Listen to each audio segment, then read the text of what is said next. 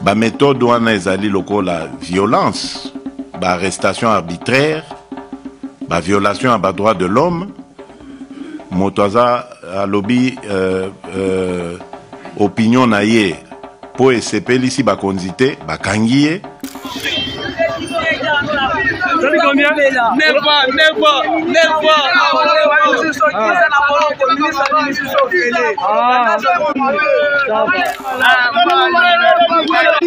je vais insulter.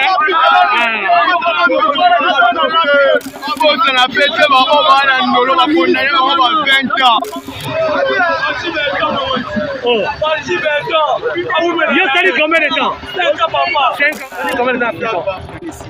Une année, 6 mois.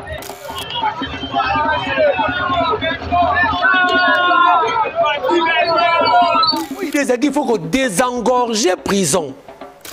Bah libérer en vrac na prison. Mais la crainte des anines. Bateau nyoso ba libérer wana. Mesure d'encadrement ni bazui. Bimine ba billet de libération wana te. Ce ba bien billet de nini. Ba ça nangote. En principe, on devait les garantir. N'enga ba ko bimana. Bo pesi bango to bi ba plus ça billet moko e permettre que ce que la kisi au mata transfert au foot até parce que ba auto libérer yo au kende ce que la kisi et go garantir yo pour ba ko na butu na batu. Asa na billet wana te de libération até. Ce que et go garantir yenini. Comme nini? Est-ce que Fahim est bien obligé? Va éviter hein? Ça va OK. Il y a bino yango. Donc musu se zati. Donc beaucoup senti bilengi nango, beaucoup découvrir ma soleil belé, beaucoup mona makambo belé donc c'est per sabino et longola bino ma souci banine donc si tu n'abino yango. Congo Suisse Télévision toujours au chevet d'actualité, madame messieurs, bonjour bonsoir et je dépendre kaka aérosol ndabiso à travers le monde. Bienvenue à ce nouveau numéro, il y a émission Nabino Congo debout. En tout cas, naé vraiment rapidement nabanda kunabino naba etandoike, naba portable nabino, naba iPhone nabino, partout bozolo langai. Et pour vous dire, pour vous parler d'une information vraiment très urgente, oyo wapi tolamoki na tongo lelo, ça fait déjà 3 jours oyo bazali kobimisa ba prisonnier na kati il y a prison. Alors l'idée zali ya ko désengorger prison parce que la prison centrale de Makala a été construite, bon, la prison construite, la dimension, il y a 1500 personnes. Ça c'est vrai, mais avec l'évolution, avec cet exode rural, Mamakambe Belé, l'élo prison et comment Kokoti ça plus de 15 000, voire même plus. Donc, oui, ça dit que étouffement zali donc moi cette maison carcérale et ça sous qu'on supporter te bâtonner beliango mon aucune prison il y a conditions inhumaines inacceptable la katia prison. Alors avec l'arrivée il y a le ministre d'État, ministre chargé à la justice Constant Moutamba, il a jugé bon qu'avec la complicité à chef de l'État, le président Félix Tshisekedi va désengorger prison pour réhabiliter. S'il faut encore construire d'autres maisons carcérales, asile, c'est-à-dire dans l'Iemoko, dans un endroit un peu moussika, dans la population. Donc, mais avant de cela, il faut qu'on désengorger la prison. Constant Moutamba, le ministre de la Justice, le samedi 21 septembre, a présidé une cérémonie Oyo Azalaki pour la libération. Il y a détenus. Il y a des détenus nyonso il faudrait libérer. Dans le 73, on va dire adultes, 8 mineurs, on va qui régulièrement leur peine. Constat a exhorté Bango, a émis Bango que avec la complicité du président de la République, nous vous donnons la possibilité de recouvrir votre liberté. Bokende. Parce que sur le milieu de la prison, parce que à Finga et Nice. À Finga et Nice, à qui va faire la société, le milongo, car ma calé à qui na prison. Bah, ça a été, et l'autre côté, tout ça. Aïba qui a moi, ce qui est l'autre boye. Bah, qui prison. Juge rien compris, bah, nous, on a monté à Batou, prison. Ne comment il va batterie. Pareil, à Bungouzara batterie, il y a juge, avocat, avocat qui a gagné, c'est prison. Alors, tous ces actes oyo et né ça là que prison est comme un peu Nabatou et Belé. Vous comprenez? Dans l'idée c'est qu'il faut que désengorger prison. C'est bien. Mandeko Balandi. Cet esprit à que désengorger prison, c'est une bonne idée.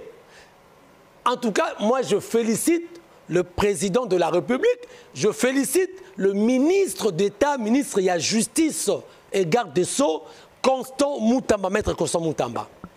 Mais cela doit se faire comment? C'est là où il y a un problème. Le lot va libérer Batou et Belé. Vous allez voir les images. Va libérer en vrac dans la prison.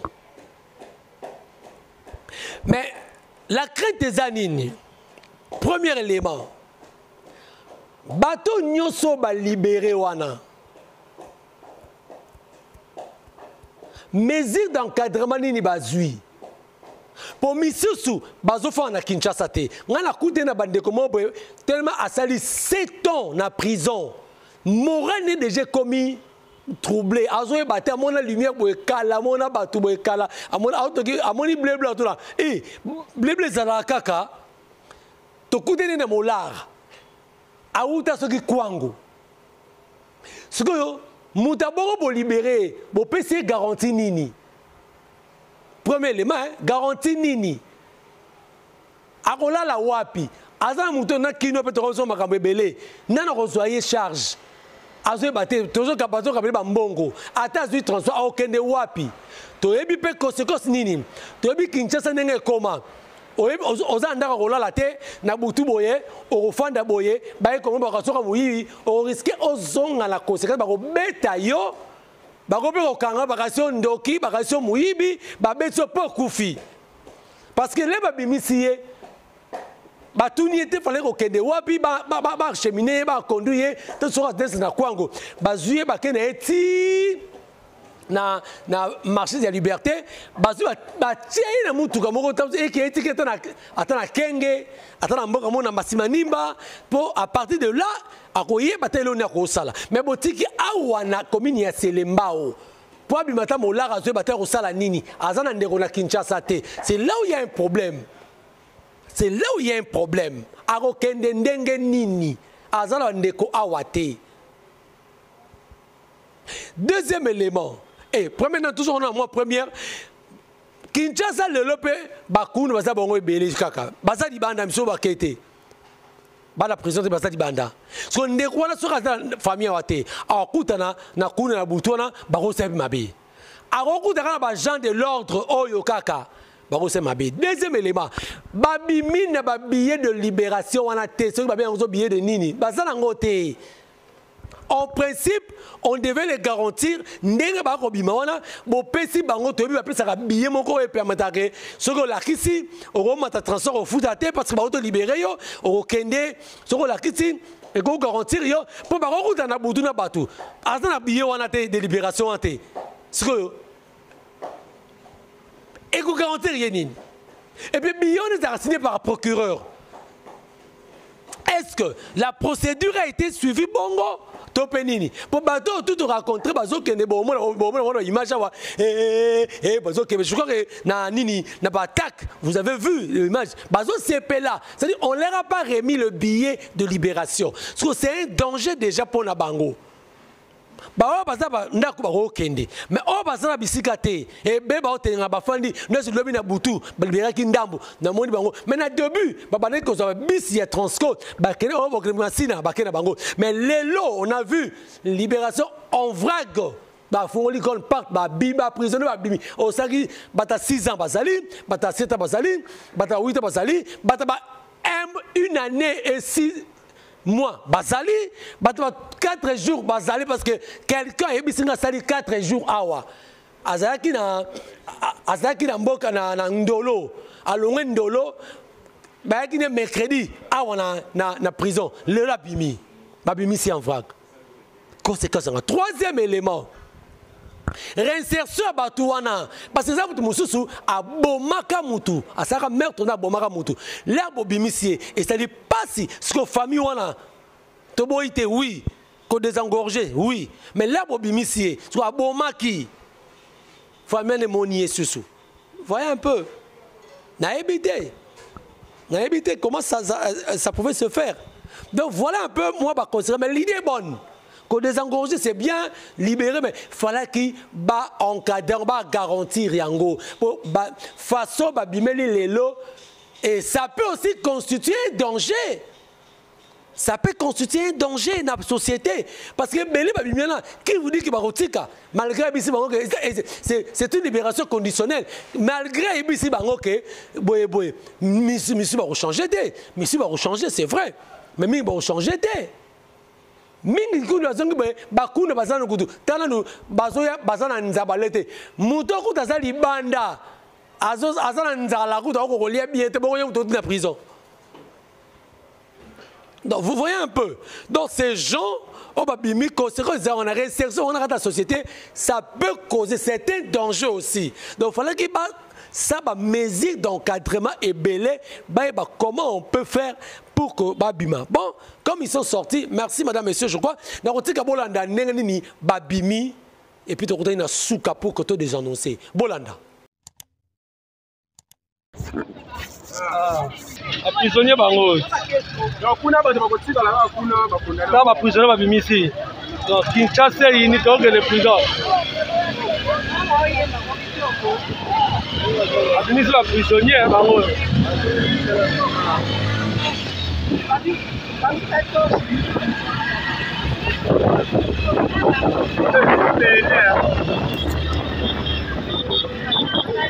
Alors Sambela.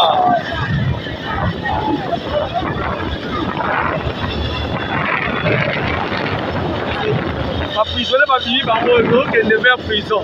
On va le CP là.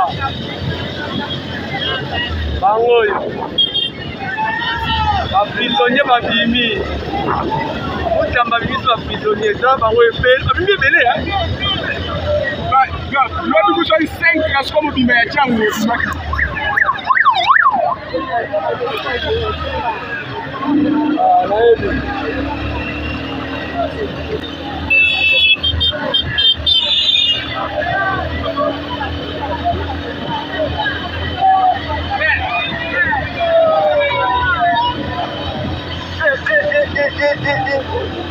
C'est que fou le ça l'a coulé hein.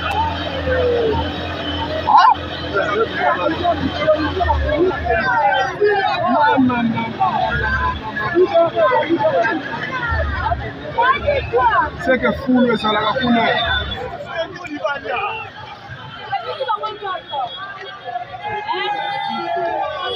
Prisonnier babimi bandeko balandi Kinshasa wa Hindi. Oh, si on va prisonnier babimi.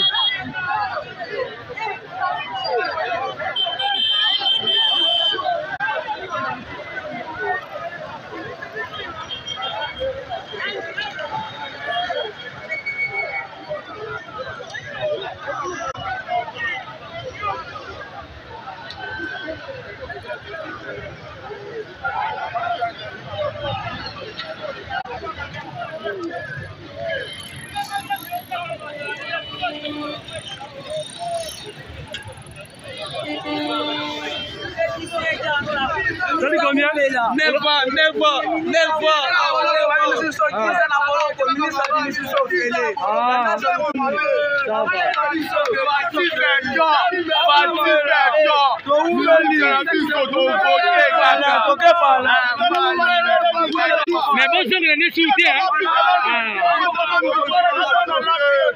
vais Merci Pena, merci. On a pété, on va condamner 20 ans. La ministre. Ouais, le constat vous t'en bas. Avec mis combien de personnes? Combien de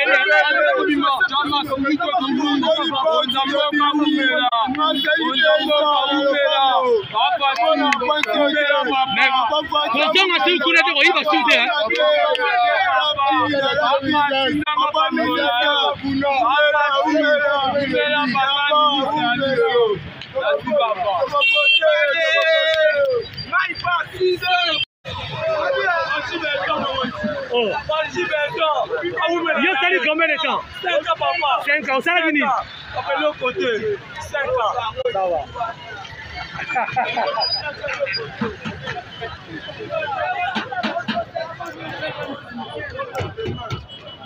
Bandeko, babimisi ba prisonnier à Tosa.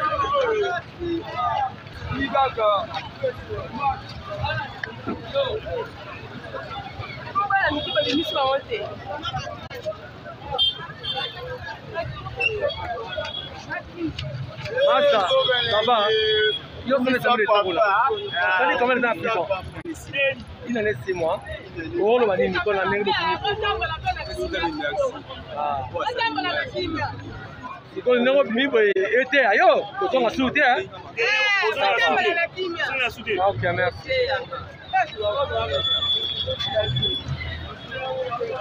Alors, dans le transport, il y a pas de poisson,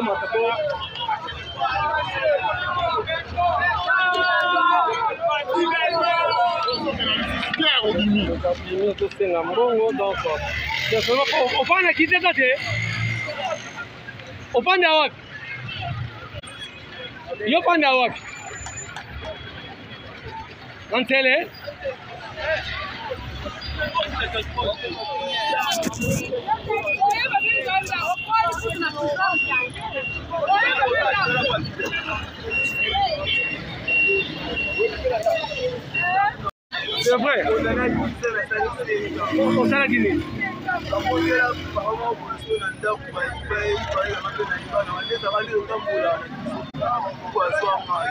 La seconde grande baline est libérée pour les.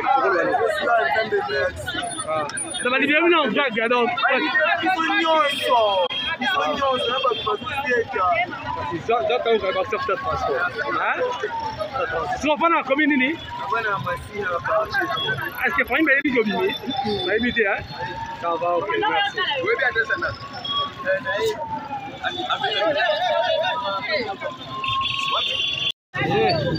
dans le score pendant ça.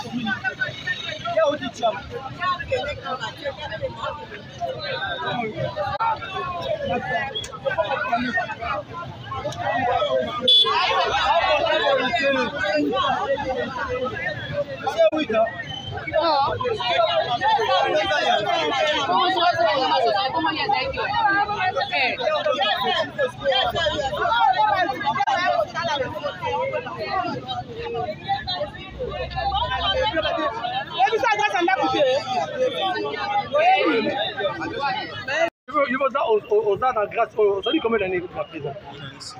Au sein de la Guinée.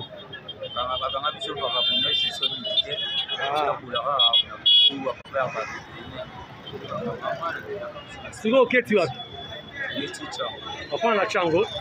Bon, ça a été que tu as bis, ok, ne venez le bis non en frère Carabo et tout ça.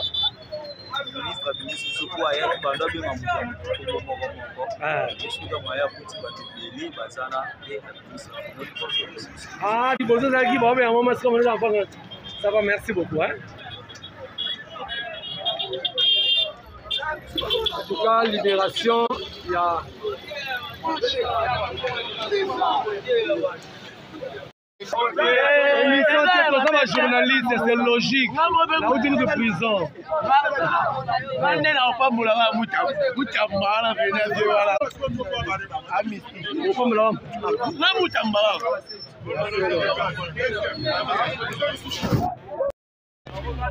Ngai nauti na prison Ndolo. Ça il fait 14. Oui. Le mercredi tantuaki biso na prison Makala. Dans le Makala on sali ga 5 jours. Kuna tseto na Ndolo. Comme nous avons par rapport à la libération au ndenge mo. C'est pena ni mukana kwa sikara makai. Zambe vraiment pas mbula ya ba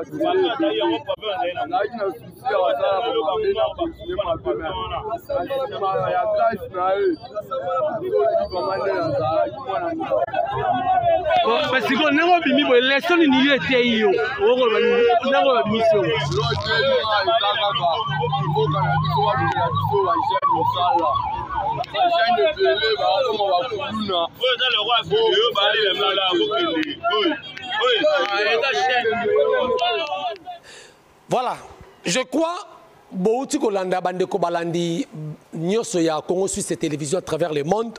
Bolandi Nengani Bandeko Babimi en cascade. Tozaki na prison wana sur 24. Bomoni tronçon. Prison ti molar. Babimi en cascade de bazo de kamizu à Kondi, Botali et Tanaye, Bolandi Nenga Balobi. Donc voilà ce que j'avais dit au début. C'est bien, l'idée est bonne, mais il faut aussi mettre des mesures d'encadrement. Les remettre le billet de libération wana pour pas l'appeler à moi nini et étudier que réinsertion à bango moto ya ça qui crime yo est-ce que gotika to pas gotika te ah bino pe bandeko bobimi botika oya me rosala boye ba ke prison akanyango te zali kaka malgré ba pesi une mesure de grâce au bobimi mais botika bozonga vous êtes yemoko constant mutababaki que vous êtes utile na société. Donc, restez utile, bozala utile, bozala misala, obokoyekola pour que bien peu bozala batu bobala pe pourquoi pas bozala pe ba ministre lo botanga bozong okolinga zong la classe azong la classe. Merci beaucoup. Na bandeko vraiment bozala qui est belé ya kolanda ngai na Congo Suisse télévision. Merci na maître John na Zurich. Merci na Inès Ayesa kuna na USA États-Unis. Pardon, ton président de condoléances na Fiston Frappe. Moko ya ba journaliste oyo a perdre ya na boto ya lobby. En tout cas, sois fort Fiston Frappe. Nous sommes de cœur avec vous, Dieu et les dieux des orphelins. Zala makasi. Merci de bandeko nyonso. En tout cas, vous s'abonner massivement. Ceux qui nous ont bazungi te ngana bino tukutani prochainement na numéro mosusu. Ciao. Yabino yango. Donc musu se zati donc boko senti bilengi nango boko découvrir masolo ebele boko mona makambo ebele donc sepelisa bino elongola bino mwa basusi banini donc site na bino yango boyoki yango bisous bisous.